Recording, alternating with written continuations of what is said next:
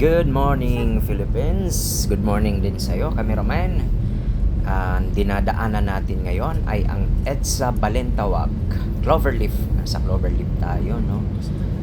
Ang makikita nyo ngayon sa itaas ng ating video ay ang LRT1 ng Balintawak at ang Metro Manila Skyway. So, yan, no? Yung Metro Manila Skyway, ang papuntang kanan ay papuntang north, papuntang Pampanga at Baguio. Kaliwa ay papuntang Laguna.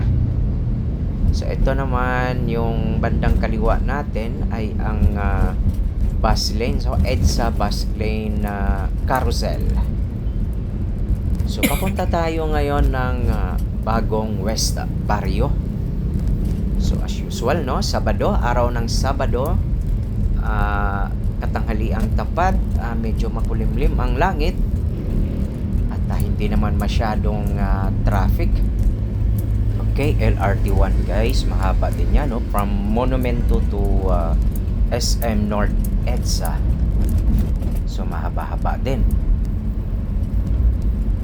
Okay. Okay, sisignal tayo ng kanan sa may kalye ng General Marlvar Street.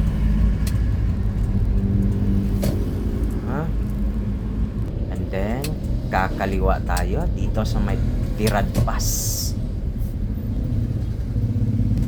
Ito na yung Tiradpas Street. At kakanan tayo dito sa may D. Arellano Street. Ayan. Uy. Guys, ito pala, no? Nadaanan natin. Magandang opportunity ito, no, kung magka-franchise kayo ng Siomai House. Ayan, dito po ang warehouse ng Siomai House at dito rin yung office nila. Kung magka-franchise kayo, puntahan nyo to dito, guys, oh. Ang pagkakaalam ko at tinanong ko na yan dati, no, 250,000 ang franchise fee. Siomai House. Hindi po ako endorser ng Siomai House, ha. Nakita lang natin at tadaanan.